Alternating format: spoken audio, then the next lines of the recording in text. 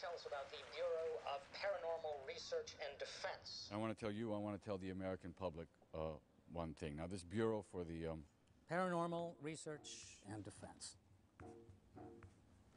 there is no such thing.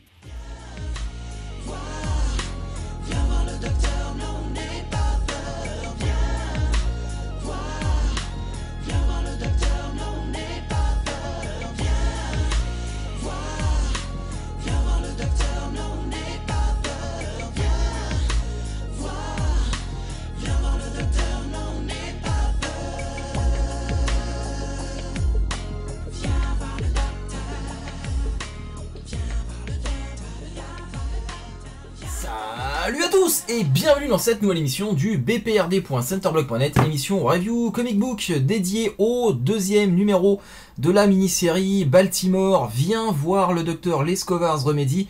Non, n'aie pas peur, viens voir le docteur. Donc pendant que vous checkez la couverture, moi pendant ce temps là je vais faire un petit tour du propriétaire. Donc toujours dessiné par Ben Steinbeck qui pour le coup, encore une fois, nous signe la couverture d'un numéro Baltimore. Toujours scénarisé par Mike Mignola et Christopher Golden, les deux auteurs du roman éponyme Baltimore Vampire Tale Story, dont sont tirées les séries graphiques Baltimore, et toujours colorisé, pas de surprise de ce côté-là, par Dave Stewart, notre Daveunet à nous. Donc, c'est le deuxième numéro, je vous l'ai dit, vous l'avez vu, deuxième numéro sur deux, ce qui ne peut signifier qu'une seule chose, c'est la fin de cette mini-série.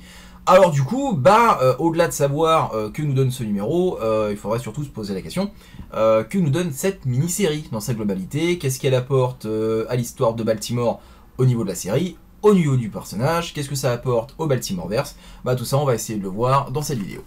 Bon alors, du coup, donc, qu'est-ce que ça nous donne? Donc on va faire un petit tour d'abord rapide, genre un petit résumé en 2-3 minutes, parce que j'ai 2-3 petites choses que j'aimerais dire par rapport à ce numéro, donc pour éviter de cramer du temps pour rien. Donc on va d'abord faire un petit tour rapide, voilà, rapide. Donc nous commençons ce numéro sur la plage où vivent les pêcheurs qui ont recueilli Baltimore après qu'ils soient écrasés en avion chez eux.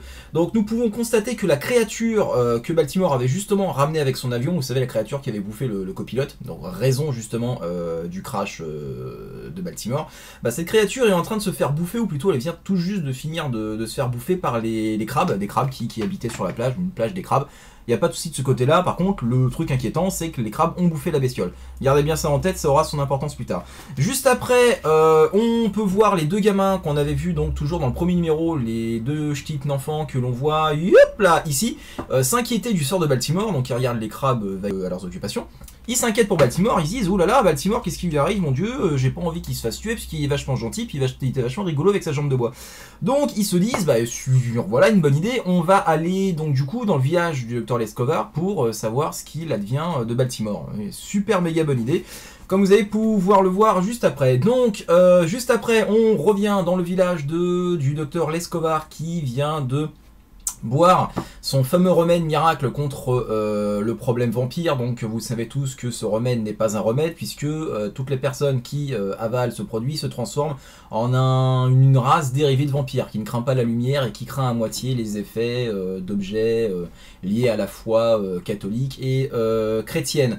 Donc il se transforme en Uber, on va dire vampire. Uber vampire sort de là-bas de son cabinet et appelle ses concitoyens, ou plutôt devrais-je dire ses cobayes, en leur disant, venez me voir, j'ai enfin trouvé le remède au problème, à votre problème, parce que je vous ai transformé en monstre, et je viens de trouver le remède. Et le remède, tout simplement, comme vous pouvez le voir, c'est de tous les tuer, puisque Lescovar à ce moment-là a décidé de régler une bonne fois pour toutes le problème proche de son cabinet, donc de tuer tous les vampires qu'il croise. À ce moment-là également, on peut voir que les enfants qui sont partis voir ce qu'il advenait de Baltimore se sont enfermés dans une église, puisqu'ils sont partis du principe que s'ils vont dans une église, logiquement ils ne devraient pas être attaqués par les vampires, puisque logiquement encore une fois les vampires ne craignent pas, enfin craignent tout ce qui a trait à la foi. Seul problème, c'est que cette race de vampires génétiquement modifiée par le Dr Lescovar ne craint pas trop ce qui est est lié à la foi, et on peut le voir donc juste après en tournant la page. Il tombe sur un prêtre donc justement qui s'était proposé comme cobaye pour le docteur Lescovar, et qui a donc été transformé en vampire génétiquement modifié. Donc ce vampire attrape les gamins. À ce moment-là également, on peut constater que Baltimore, voyant que le docteur Lescovar est en train de régler le problème qu'il était lui-même venu régler, à savoir tuer tous les vampires qui embêtaient les pêcheurs villageois sur la plage, se dit bah puisque le docteur Lescovar est en train de tuer tout le monde, bah moi je vais me barrer. Donc du coup à ce moment là il est en train de pester contre Dieu, puisqu'il est en train de dire putain Dieu t'es quand même vachement relou, à chaque fois que je vais pour tuer Juste, t'es là à mettre des genre des quêtes secondaires, comme dans un jeu vidéo, t'es en train de me mettre des quêtes secondaires sur mon passage, des gens à aider tout ça, franchement ça casse les couilles, juste envie de tuer à Juste, point.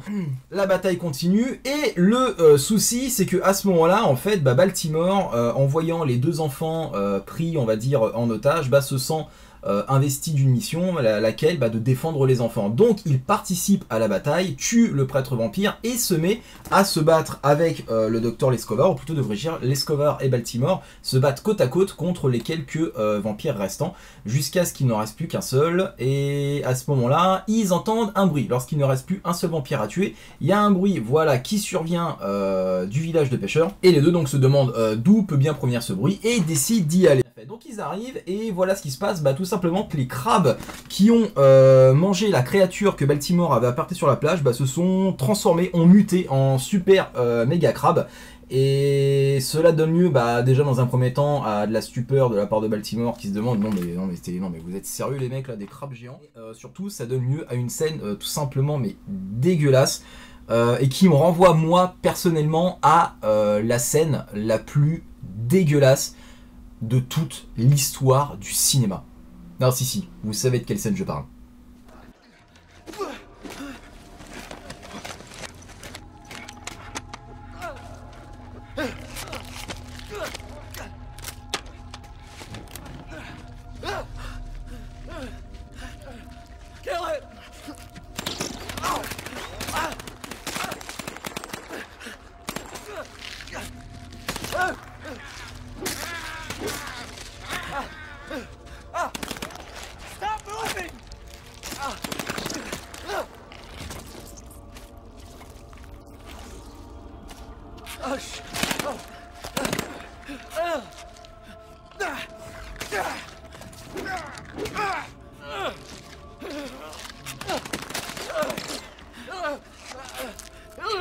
Get it off my face!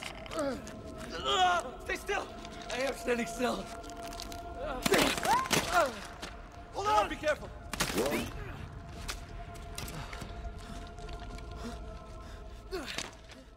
Donc juste après ça, il tombe sur la... Mais regardez-moi comme c'est dégueulasse. Non mais sans déconner, moi un truc pareil m'arrive, mais sans déconner, je tombe sur un truc comme ça.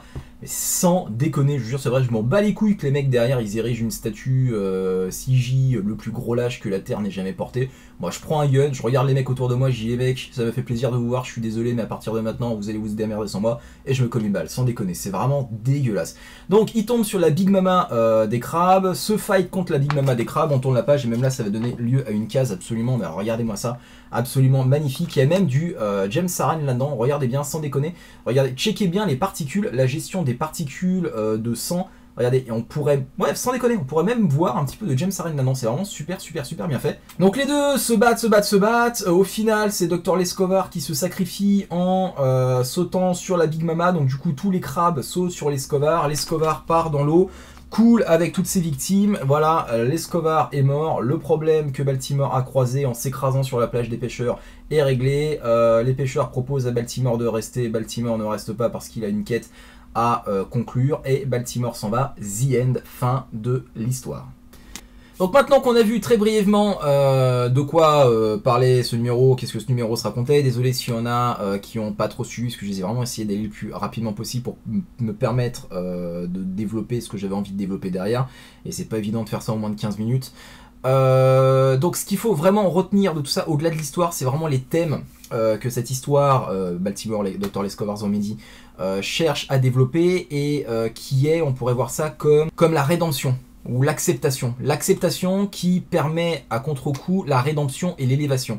C'est-à-dire, le docteur Lescovar, une fois qu'on a terminé cette histoire, ne peut que nous apparaître comme un miroir à Baltimore. Donc c'est-à-dire, le docteur Lescovar, le problème du docteur Lescovar, c'est qu'en voulant régler le problème empirique, a créé un remède, Dr. Lescovar's Remedy, qui a transformé les gens qui ingurgitaient le remède en une nouvelle race de monstres. Et ces cobayes, justement, sont, d'ailleurs le Dr. Lescovar le dit très explicitement dans la BD, sont ces erreurs. Ces erreurs, ce sont donc ces créatures, ces pauvres malheureux qu'il a transformés en créatures malgré eux.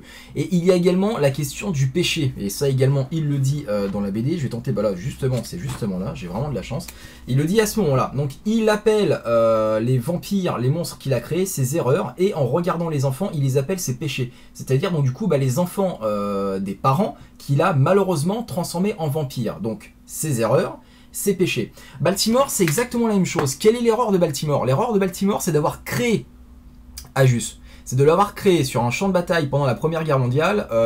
Son bataillon s'était fait exterminer par des vampires. Il a croisé Ajus. Ajus a voulu manger Baltimore et Baltimore donc lui a fait sa balafre. Et à partir de là, Ajus, en voulant se venger, a massacré toute sa famille. Donc son erreur, elle est là. Maintenant, ses péchés, c'est quoi? Ses péchés, c'est toutes les victimes de Ajus. Si Baltimore, en partant du principe qu'il n'avait pas rendu vénère Ajus, qu'il n'avait pas, entre guillemets, créé Ajus, même si Ajus existait déjà en tant que vampire, mais on peut considérer au niveau thématique que Ajus est né lors de sa rencontre avec Baltimore, avec sa fameuse balafre. Il y a un avant, il y a un après. Et donc ces péchés, c'est toutes les victimes que Ajus a pu faire après qu'il l'ait rencontré. Donc à partir de là, nous avons deux monstres. Nous avons Lescovar et nous avons Baltimore. Lescovar, lui, atteint la rédemption, atteint, on va dire, l'élévation, à partir du moment où il ingurgite son produit et qu'il devient physiquement un monstre. Donc à partir de là, métaphoriquement, on peut dire qu'il accepte sa propre condition, qu'il accepte ce qu'il est devenu par la force des choses, par ses erreurs passées. Contrairement à Baltimore. Baltimore qui, lui, est tout le temps en train de pester contre Dieu. On a pu le voir dans The Curse Bells, et on le voit également dans Dr. Lescovar's, lorsque justement le Dr. Lescovar tue toutes ses erreurs, et qu'il est à dire, mais Dieu, mais pourquoi est-ce que tu me détournes toujours de mon chemin? Parce que tu dois accepter ce que tu es devenu. Tu dois accepter l'être que tu es devenu en donnant naissance à Ajus. Et Lescovar le fait. Il devient un monstre, règle ses erreurs en tuant toutes ces créatures, et également règle ses péchés, non pas en tuant les enfants, parce qu'il est face aux enfants, donc à ses péchés, et veut, à ce moment-là, on devine, veut leur faire du mal, et Baltimore, donc justement, lui explique, non, tu ne dois pas leur faire du mal, parce que, concrètement parlant, ils n'ont rien à voir avec toi. Tu laisse-les tranquilles, tu as réglé ton problème, tu as tué les monstres. À partir de maintenant, lâche l'affaire. Mais il règle également ses péchés, comment? Bah tout simplement en sacrifiant. En se sacrifiant, en permettant à ses péchés de vivre en paix.